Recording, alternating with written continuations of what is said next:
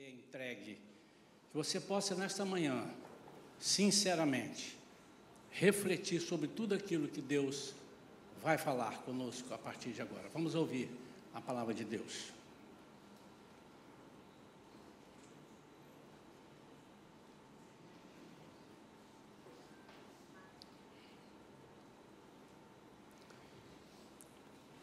Nós temos a Bíblia como referência para tudo na nossa vida, mas muitas vezes nós lemos um versículo, lemos um trecho, lemos uma passagem inteira e nem sempre sabemos ou nem sempre aplicamos aquilo na nossa vida, até por desentendimento, não conhecemos, enfim. Mas mesmo assim, às vezes funciona. Só que é muito melhor quando nós conhecemos aquilo que estamos lendo, sabemos o contexto. E existem vários trechos assim, né? Então, a pessoa, quando ela está sentindo ameaçada de ter falta de alguma coisa, ela fala: o Senhor é o meu pastor e nada me faltará. É um versículo bonito e tem poder nessas palavras quando você fala isso com fé. Mas, às vezes, nós não entendemos o contexto, o que significa exatamente um versículo, esse versículo, por exemplo, ou outros. E hoje eu fui tocado por Deus para ler 3 versículos do Salmo 91. Esse salmo é um salmo usado para expulsar demônio. As pessoas abrem a Bíblia no Salmo 91, botam na sala, pronto, aqui o demônio não entra. Esse salmo é um salmo para tirar de nós a angústia, a tristeza, quando nós lemos, nós falamos, usado para libertação, nosso interior. Mas precisamos conhecer. Eu só vou ler 3 versículos. Vamos falar especificamente de um versículo aqui. Eu hoje vou ler na versão Almeida Revista e Atualizada. Eu só esqueci de dizer que qual é a versão. Tem 2 Almeida Revista e Atualizada, mas não tem problema. Amém? Os irmãos acompanhem com King James, com o que tiver. Salmo 91 diz assim: aquele que habita no esconderijo do Altíssimo, à sombra do Onipotente descansará. Direi do Senhor, Ele é o meu Deus, o meu refúgio, a minha fortaleza, e nele confiarei. Versículo 3, porque Ele te livrará do laço do passarinheiro e da peste perniciosa. Vamos falar com Deus. Pai, fala conosco. Espírito Santo de Deus, ministra em nós, como o Senhor já está ministrando desde o louvor. Queremos te ver, Senhor. Fala, Senhor, fala, Espírito Santo. Amém. Amém. Nós, como eu disse antes, é um dos salmos mais conhecidos. Nós lemos esse salmo não sei quantas vezes. Eu mesmo gosto muito desse salmo. Como também gosto do Salmo 46, como gosto desse Salmo 46. Mas será que nós entendemos? Porque se entendemos, temos que fazer aquilo que o Salmo diz, principalmente no primeiro versículo.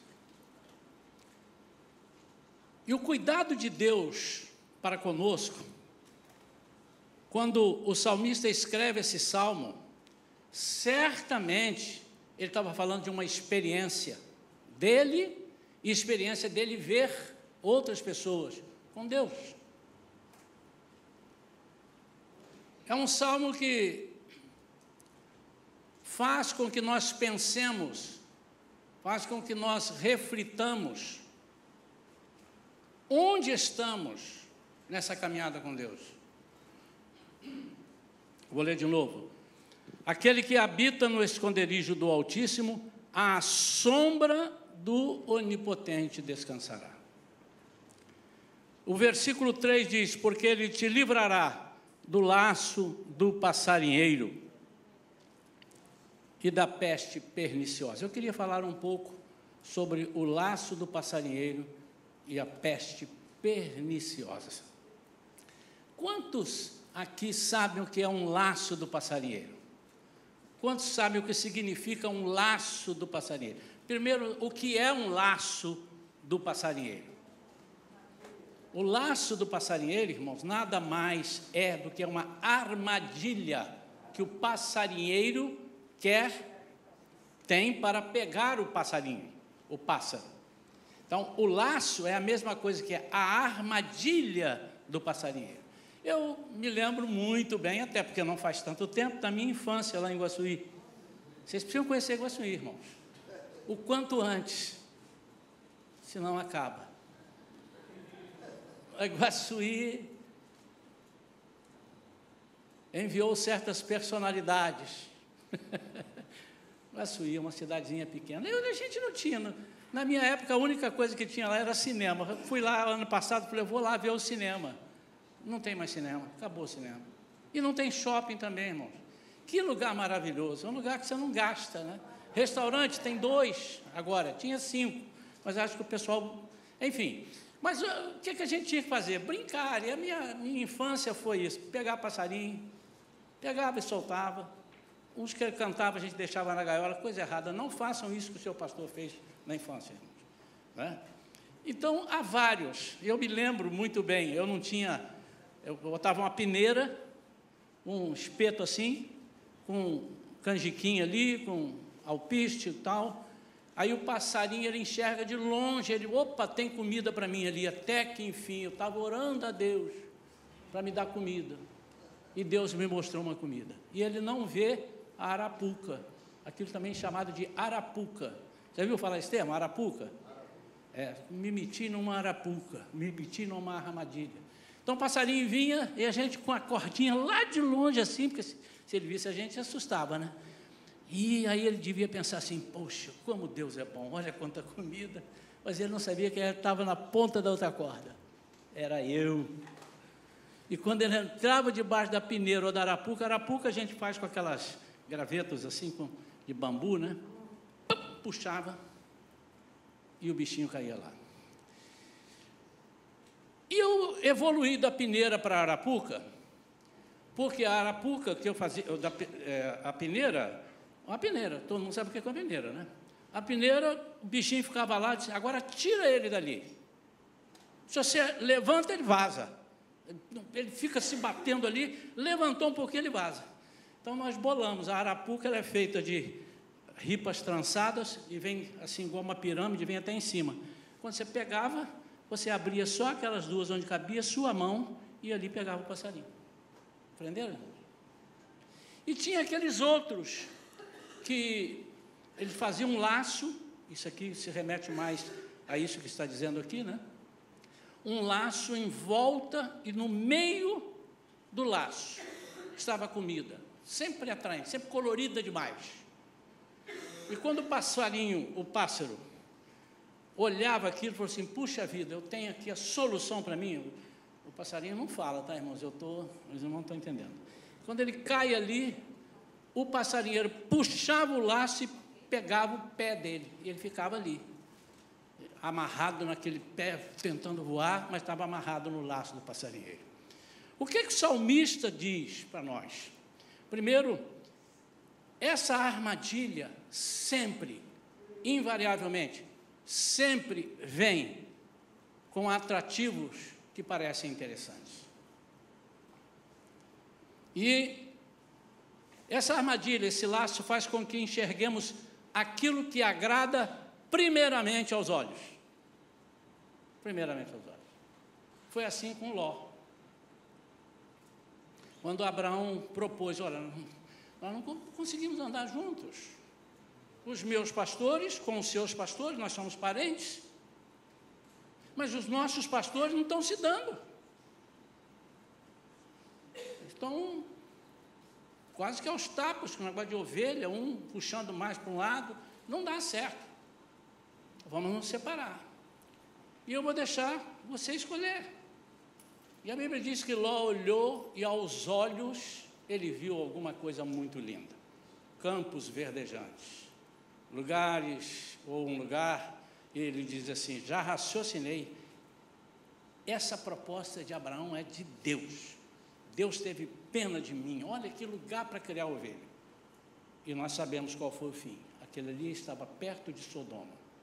Ele arma depois uma tenda e mora perto de Sodoma, até chegar a morar em Sodoma. E ali ele se perde completamente. Sua família é destroçada. São armadilhas. No hebraico, esse laço, eu não sei hebraico, não sei, mas é formado de uma palavrinha de 3 letras, P-A-H, que, segundo dizem, pronuncia par. Toda vez que tem um H assim, ele carrega no R. No hebraico, ele é usado num sentido figurado para sedução de pessoas. Para sedução de pessoas. Em Jó 22, 10, eu coloquei os versículos aqui, Andressa, mas se você quiser, você pode colocar para a gente ganhar tempo, são vários versículos. Em Jó, ele afirmou que Jó estava cercado de laços. E diz assim, por isso é que estás cercado de laços, e te perturba um pavor repentino. Cercado de seduções, cercado de laços. Queridos, a única chance que o inimigo tem para nos desviar e nos afastar dos caminhos de Deus, ou da presença de Deus, às vezes nós estamos no caminho, mas estamos muito longe. Você vai entender isso daqui a pouquinho, vai fechar para você, se ainda não fechou. Às vezes estamos caminhando com Deus, mas estamos muito afastados, sem nenhuma intimidade. Foi o que falamos aqui na oração, na entrega do jejum. O jejum, eu acho que nós deveríamos fazer sempre, constantemente, para que nós pudéssemos entender o linguajar de Deus para nós. Alguém disse, quando fazemos jejum, nós aprendemos a ler o céu, a entender as coisas que Deus fala, e quando nós nos abstemos de coisas muito carnais, nós estamos mais próximos das espirituais. Então, no hebraico, ele está dizendo assim, fuja do laço que te seduz, fuja do laço, cuidado com aquilo que é atrativo aos seus olhos, atrativo à sua carne, atrativo à sua alma. Não que tudo que é atrativo à sua carne seja laço. Por exemplo, você vai num restaurante, olha ali aquele prato lá, aquela picanha com aquela gordurinha em volta. Não é, irmãos? Agora, pode ser também que seja um laço. O seu médico falou, você não pode comer gordura, e você vai lá e come gordura. Eu tinha um laço. Qual era o laço que o pastor tinha? O torresmo, né? Ei, meu Deus do céu. Tem alguns irmãos aqui que precisam se converter, hein? De vez em quando vem um irmão e traz um potinho de torresmo. Pastor, lembrei de você. Isso é laço, irmão. Mas até você se converter, você traz o torresmo. Mas falando sério, é algo que eu sempre gostei, e o médico disse que faz mal para mim, e eu tenho praticamente não comido, eu tenho evitado isso. Nós temos que estar atentos com os dias atuais. Nós temos laços tanto que nos seduzem para sairmos do caminho que estamos, quanto laços que nos seduzem para prestarmos atenção em coisas que não edificam. Vê se os irmãos entendem, parece a mesma coisa, mas não é.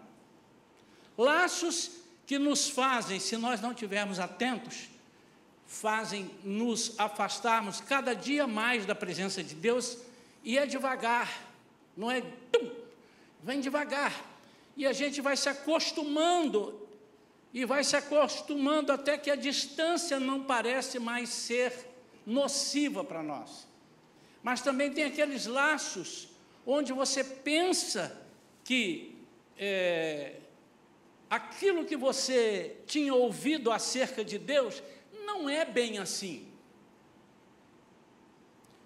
Ontem eu estava ouvindo um pastor falando acerca de uma outra pessoa que é evangélica, e ele disse assim, essa pessoa está falando heresias. Aliás, irmãos, deixa eu explicar aqui o que é heresia. Heresia não é quando alguém chega aqui no altar, ou alguém aí com você, e fala uma coisa errada porque ele errou. Isso não é heresia. Isso é um erro. Heresia é quando você, conhecendo a Bíblia, você distorce a palavra de Deus e fala uma coisa para afrontar aquilo que está escrito segundo a palavra de Deus. Entenderam? Então, isso é heresia. Às vezes, alguém pode acusar, fulano falou heresia, não, ele errou. E aí, por causa de um erro, nós cometemos vários erros, em vez de perdoar e ajudar a quem errou. Então, preste atenção nisso. Isso também é um laço. Amém? Quem tem ouvidos, ouça o que o Espírito diz à igreja. Mas quando eu digo assim, não, isso, por exemplo, vou dar um exemplo aqui, está tudo errado, isso aqui não é assim. Aconteceu um negócio comigo na Santa Fisioterapia, eu acho que eu vou gastar mais um dinheiro lá, porque eu já estou quase bom, mas eu acho que Deus está querendo me levar, depois eu falo. Então, a pessoa diz assim, não, qualquer uma pessoa pode participar da ceia, seja ela crente, não seja crente. A Bíblia mostra que não é. Isso é heresia. Porque a ceia é para aqueles que confessaram Jesus como o seu cabeça. E não tem um corpo de Cristo sem que a cabeça seja Ele. Amém, irmãos? É simples assim. Mas Ele quer todos os outros. Ele não está fazendo acepção de pessoas. Não. Ele quer todo. Ele quer o bandido. Ele quer a prostituta, ele quer transformar pessoas que não têm nenhuma condição de vida digna numa pessoa. É por isso que ele disse, eu vim para que tenham vida e vida em abundância. Qualquer pessoa pode pegar uma pessoa e batizar a pessoa. Não é assim, irmão, não é o que a Bíblia ensina. Não é o que a Bíblia ensina. Mas estava eu na minha fisioterapia. E, de repente, eu vou falar, porque eu não vou falar mal, então pode estar gravado. Uma pessoa ali, no final, um cliente. Eu tinha acabado, ele também tinha acabado antes, estava ali conversando, ele virou para mim e disse assim, está de branco, a camisa branca. Eu também estou de branco. Hoje é sexta-feira, é dia de vestir branco. Eu falei, ué, então eu não posso vestir branco quinta? Não, porque eu sou da Umbanda. Aí meus olhos falaram, se prepara aí agora. E o branco é paz. Irmão, não posso ir embora. Eu digo, não, querido, o branco pode ser paz, mas a paz é Jesus, que excede todo entendimento. Só isso. E ele disse assim, a paz vem de Deus, que excede todo entendimento. Ele disse, mas Deus somos nós. Eu falei, uau, deu uma vontade de prosseguir, mas eu estava atrasado. E ele disse assim, o que eu estou pensando agora? Não sei. Então você não tem a onisciência, então você não é Deus. Ele disse, não, mas Deus está dentro de nós, então nós somos Deus. Eu falei, então eu estou dentro do carro, eu sou carro?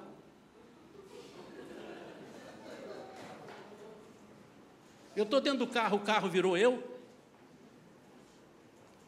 Qual é a marca desse carro? Isaías. Eu estou ali dentro.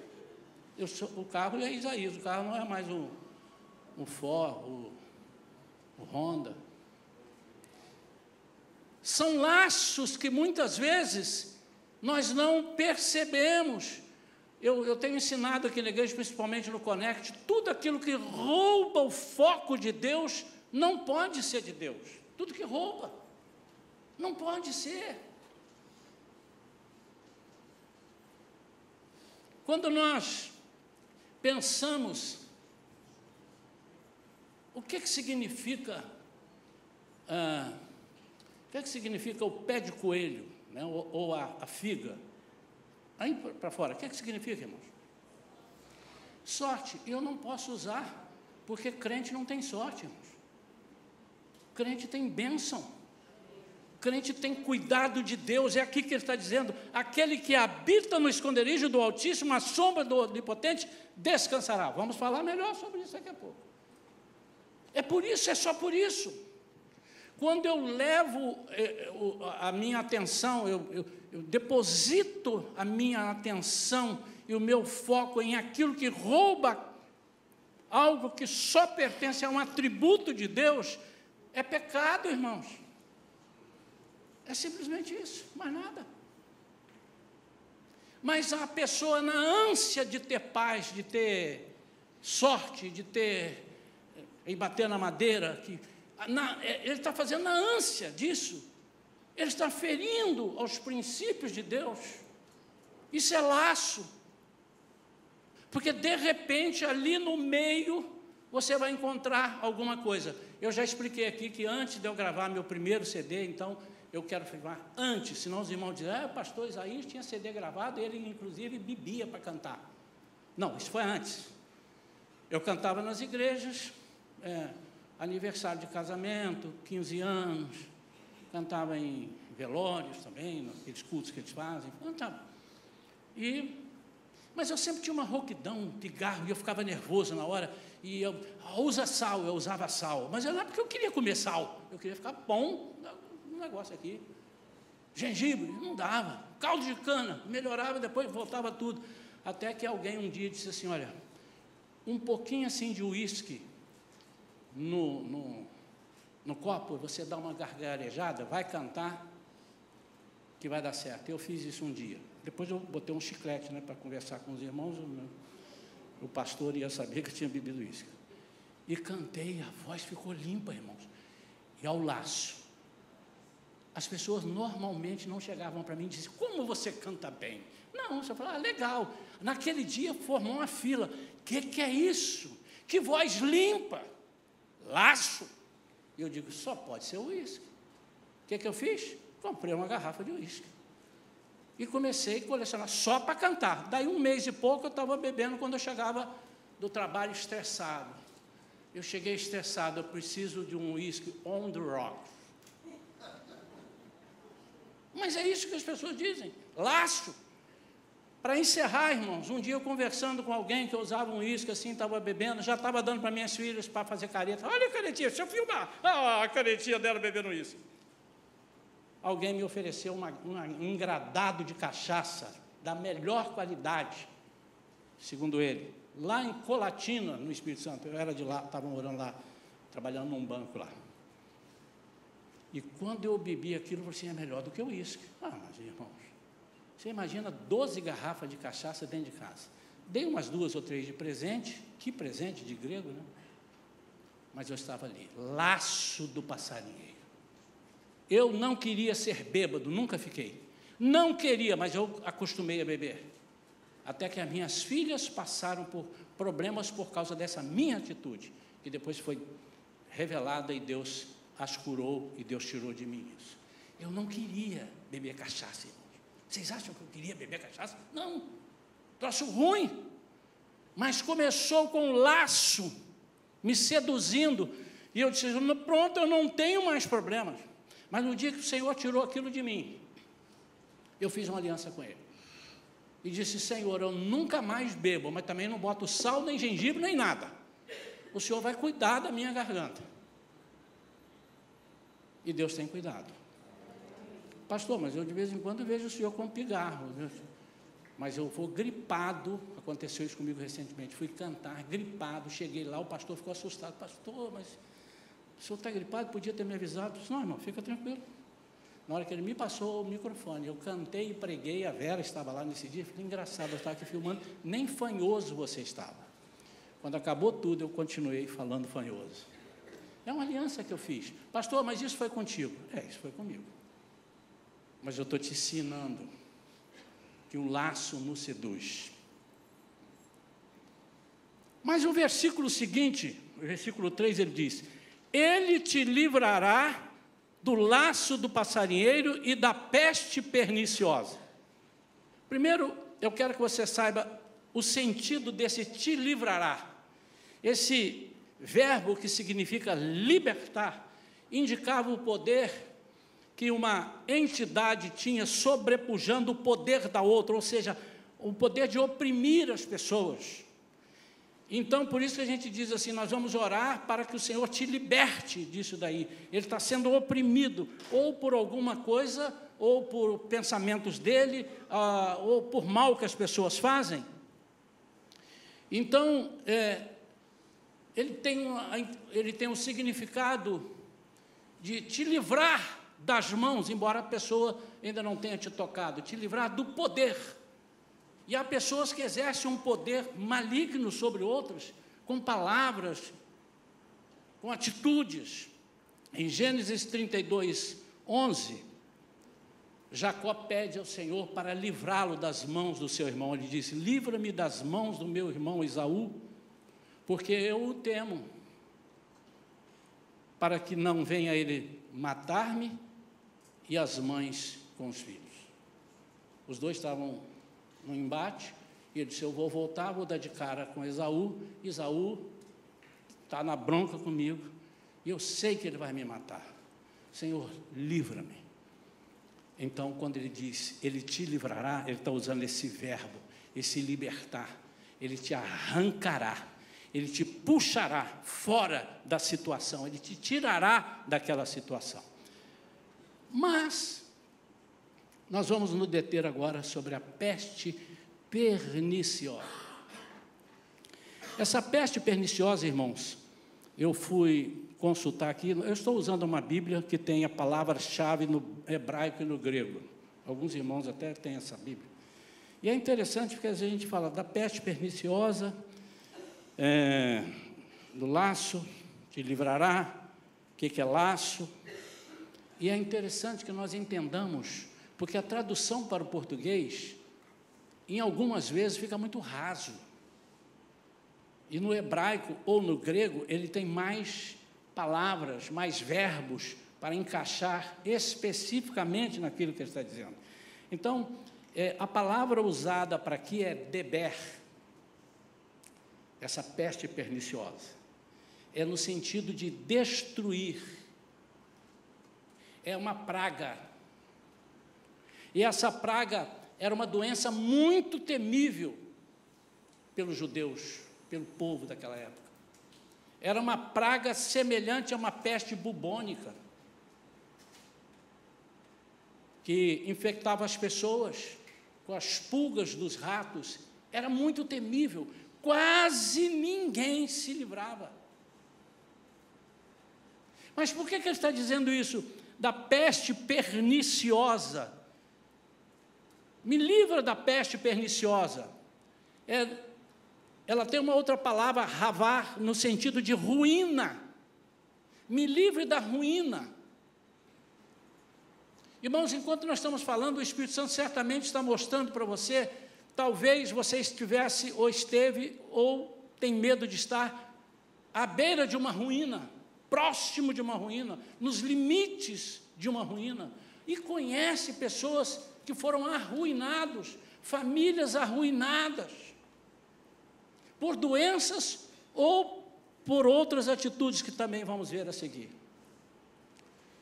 E o salmista está dizendo, livra-nos da ruína, o Senhor te livrará, se você estiver no esconderijo do Altíssimo. Ele te livrará da destruição, Ele te livrará da maldade dos malfeitores. Salmos 5, versículo 9 diz, pois não tem ele sinceridade nos seus lábios, o seu íntimo é todo crimes, a sua garganta é sepulcro aberto, e com a língua lisonjeiam.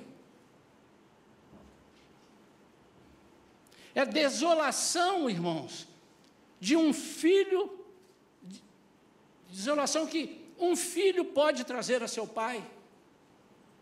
Irmãos, conheço alguns, já nessa vida de ministerial, podemos orar por pais cujos filhos estão trazendo ruínas para eles.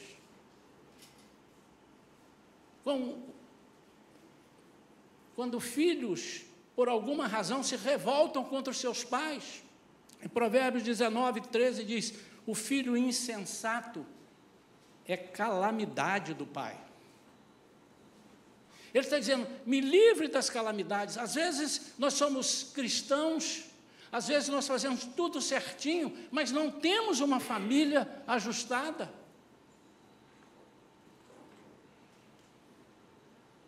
E a palavra de Deus nos garante que nós podemos ter, e nós precisamos, livra-nos dessa peste perniciosa, aquilo que nos aflige, nos atacando no corpo, nos deixando doentes, porque nos ferem como se fosse peste, praga, ou em situações que nós ficamos,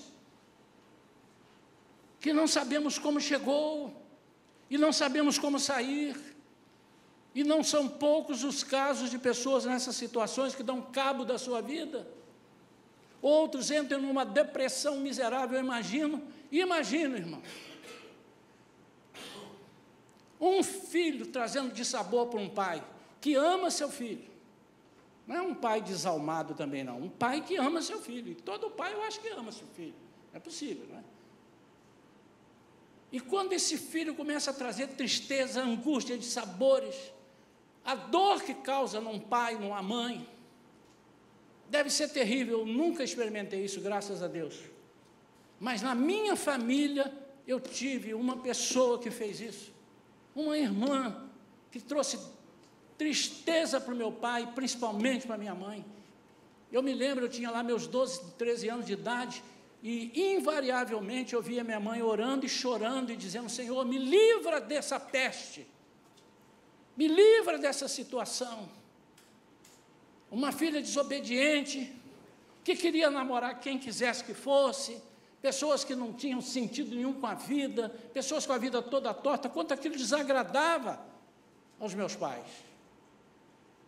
Eu não estou falando de estar namorando, que também a gente tem que, a Bíblia fala sobre isso, namorando uma pessoa com um jugo desigual. Não, eu estou dizendo de namorando, e teve um caso que ela namorou com o próprio capeta, não é possível. Aquele indivíduo devia ter sido professor do capeta, de tristeza, que trazia. E ele está dizendo, ele vai te livrar dessa peste perniciosa. O que é pernicioso? É uma coisa desagradável, deprimente, ruim.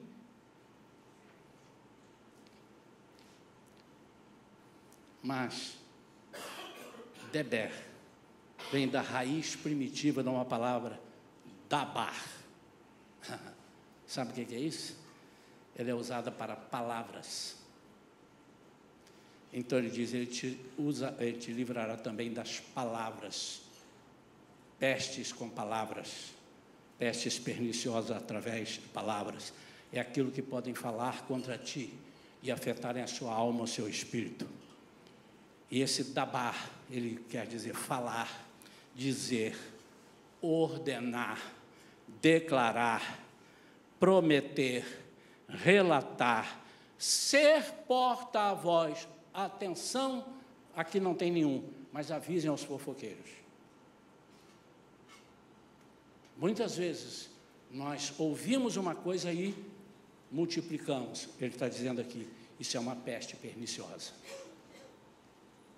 Proferir, irmãos, como a nossa boca muitas vezes tem sido usada para proferir coisas que não edificam, aliás, que danificam. Quando nós vemos o versículo que há poder em nossas palavras, ele está dizendo exatamente sobre dabar. Há poder em nossas palavras, para cima e para baixo. Não porque se uma pessoa chegar para mim e disser assim, e agora você vai entender o livramento, você é maldito, você vai morrer. Pronto, agora eu vou morrer. Meu Deus do céu, onde tem um caixão barato? Já quero começar a comprar o caixão. Não significa isso. Mas se você assumir aquilo e começar a ficar perseguindo aquela palavra, guardando aquela palavra, sim, você pode ficar deprimido, você pode ficar triste, e vai ficar, até que você seja sucumbido por aquilo que foi dito a você. Deus diz a Moisés que fale a Faraó o que ele disse. Aí já é o dabar para poder dizer, aconteça, são coisas boas. Então, em Êxodo 6, 29, diz assim, Disse o Senhor a Moisés: eu sou Jeová. Dize a Faraó, rei do Egito, tudo quanto eu te digo. Eu sou o Senhor, Jeová. Dabá a Faraó, rei do Egito, tudo quanto eu tenho te dabá. É como eu não estou usando o verbo aqui no tempo, tá, irmão? Vocês também não exijam muito de mim assim, não. Quantos estão entendendo? Ontem nós estávamos numa reunião aqui com o pessoal do santuário e da recepção. E falamos sobre oração, falamos sobre a importância desse ministério. O ministério da recepção é tão importante que quem deveria estar lá era o pastor. Não que o pastor é mais importante, mas é o pastor que dirige o rebanho. E de vez em quando eu fico lá. E eu disse para eles: mas vocês podem fazer exatamente igual o pastor, o apóstolo e o próprio Jesus. Quando vocês soltam a palavra, dabá, a palavra com autoridade, chega uma pessoa e você percebe, pede ao Senhor: Senhor, me dá discernimento de espíritos. E você vê uma pessoa cabisbaixa, olhou ele aí, está tudo bem? Eu tenho um double check. Eu digo, tudo bem? Dependendo como a pessoa me responde, eu pergunto, mas está tudo bem mesmo? Olhando dentro dos olhos. Inevitável, a pessoa, bem não está, né? Mas aí a gente tem que entrar. Posso orar por você? E aí você vai usar esse verbo dabá. Senhor, em nome de Jesus, arranca com raiz e tudo a angústia que está nesse coração, a maledicência, a tristeza, seja o que for. Quando você ora por alguém e solta a palavra de cura e libertação, você está usando isso. Mas o que o salmista está dizendo é assim: o Senhor te livrará das palavras maliciosas.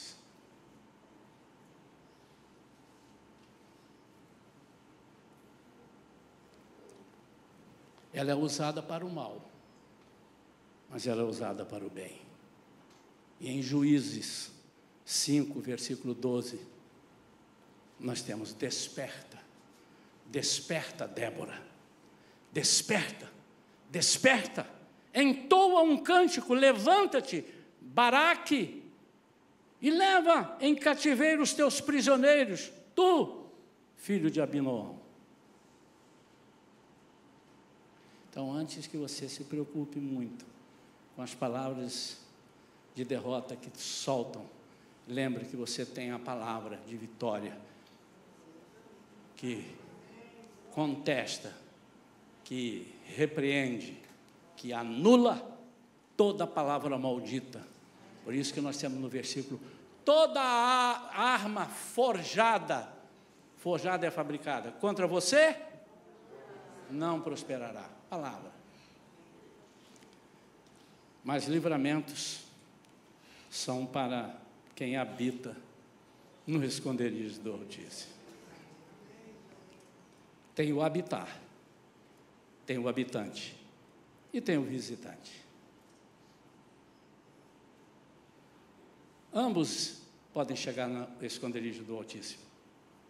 Um não tem compromisso de morada, é o visitante. O que é o visitante? É aquele que em toda situação difícil ele lembra que tem um Altíssimo. Quem que é o habitante? É aquele que lança a mão de tudo que tem na casa na qual ele habita.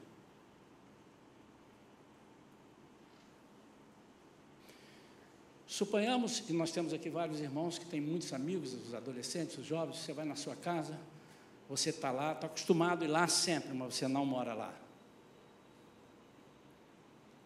Então, algumas coisas você tem que pedir. Posso fazer isso, por favor?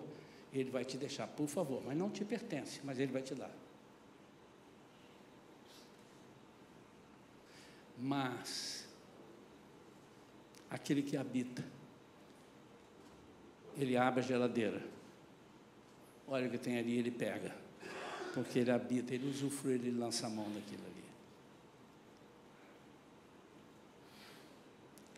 significa plantado, firmado, pertencente à morada do Altíssimo, vivendo sob a guarda do Onipotente, isto é, seguindo todos os seus mandamentos e orientações, debaixo, literalmente debaixo de sua palavra.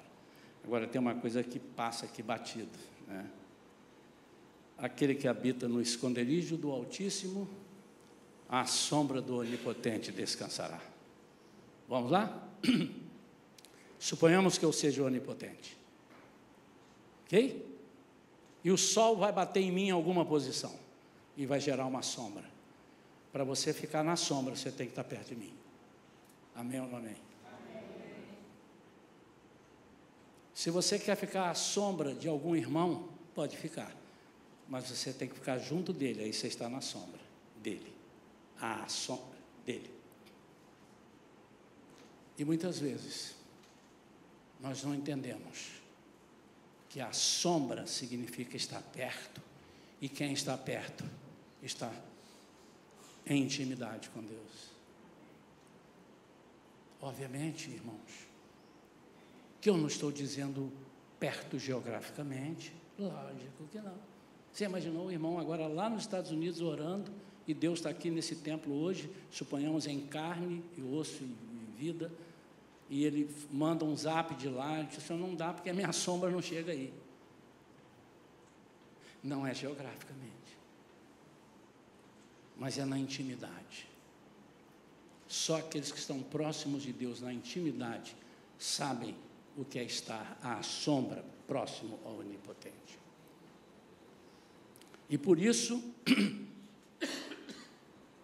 no versículo 2 ele diz, alguns falam errado o versículo, eles dizem, direi ao Senhor, você não vai dizer nada a Ele, direi do Senhor, ou seja, testemunharei, meu refúgio. Olha lá, diz ao Senhor, não gosto dessa versão, direi do Senhor, esse aqui está no hebraico, direi do Senhor. O que é que eu direi do Senhor? Ele é meu Deus, é o meu refúgio. O que é que eu estou fazendo? Se eu estiver à sombra do Altíssimo, se eu estiver no esconderijo do Altíssimo e à sombra do Onipotente, eu testemunharei todas essas coisas que nós falamos aqui.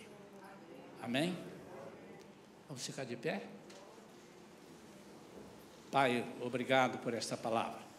Pedimos agora que ela entre no coração de cada um e faça morada, Senhor.